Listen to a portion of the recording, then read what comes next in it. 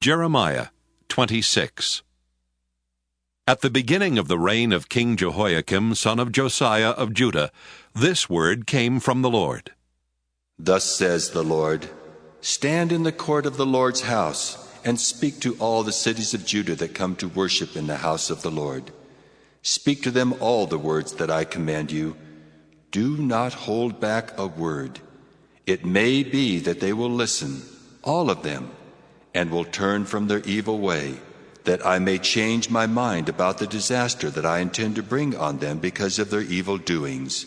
You shall say to them, Thus says the Lord, if you will not listen to me, to walk in my law that I have set before you, and to heed the words of my servants the prophets whom I send to you urgently, though you have not heeded, then I will make this house like Shiloh, and I will make this city a curse for all the nations of the earth.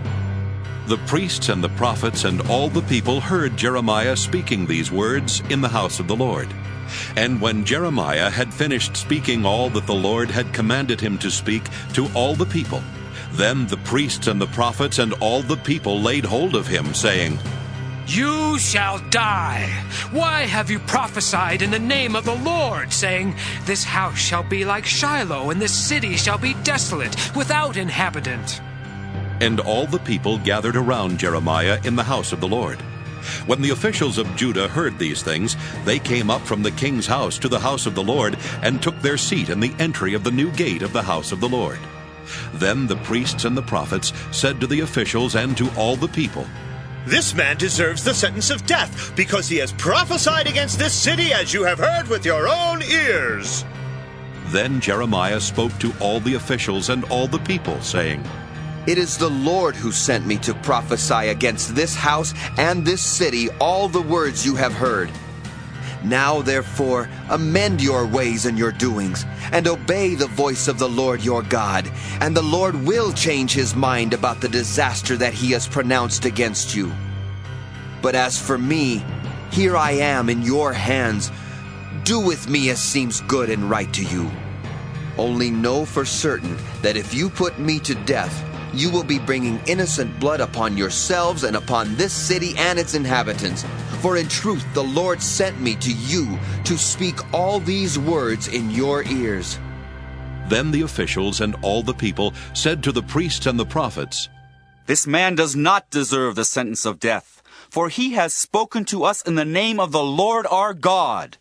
And some of the elders of the land arose and said to all the assembled people, Micah of Moresheth, who prophesied during the days of King Hezekiah of Judah, said to all the people of Judah, Thus says the Lord of hosts, Zion shall be plowed as a field. Jerusalem shall become a heap of ruins, and the mountain of the house a wooded height. Did King Hezekiah of Judah and all Judah actually put him to death? Did he not fear the Lord and entreat the favor of the Lord, and did not the Lord change his mind about the disaster that he had pronounced against them? But we are about to bring great disaster on ourselves. There was another man prophesying in the name of the Lord, Uriah, son of Shemaiah, from Kiriath-Jearim. He prophesied against this city and against this land in words exactly like those of Jeremiah. And when King Jehoiakim with all his warriors and all the officials heard his words, the king sought to put him to death. But when Uriah heard of it, he was afraid, and fled and escaped to Egypt. Then King Jehoiakim sent Elnathan son of Achbor and men with him to Egypt.